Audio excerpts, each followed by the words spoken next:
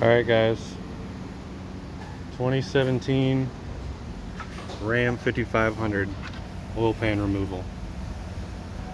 I pulled off the crankcase breather housing to make it a little easier so I could get the engine higher, but you got to take all 6 of the cab mount bolts off. There's 2 in the front, 2 in the middle, and 2 in the back.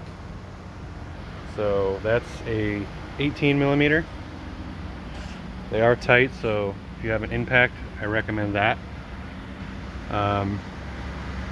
Then the 2 engine mount bolts, which you don't have to take the bolts completely out, you can just loosen the nuts, I'd say halfway off the threads, and those are on either side, right above the cross member. You can see that where the engine drops down in there. I already got the pan off. Those are a 7/8 nut, so loosen those. Also recommend an impact. If you have a stubby, that's your best option. Then you have to pull all of the oil pan bolts, which is a 10 millimeter.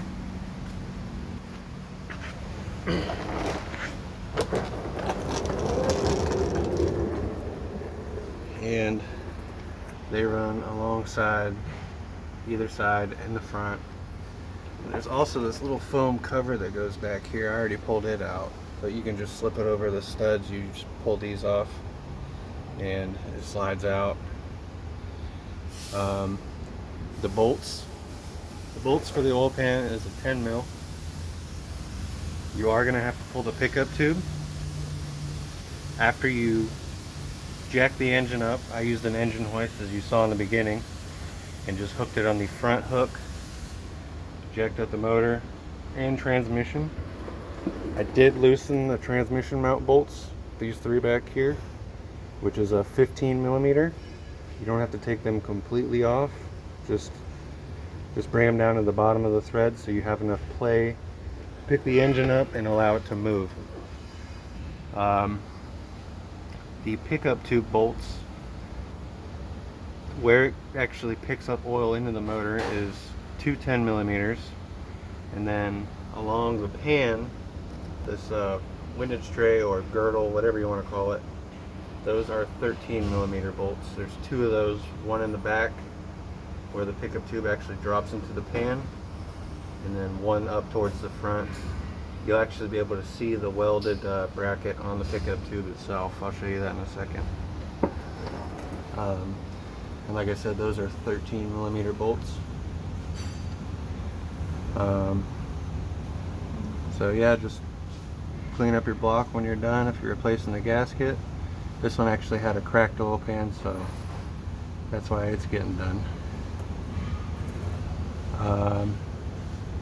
And to get that crankcase breather housing off on the top is an 8 millimeter bolt.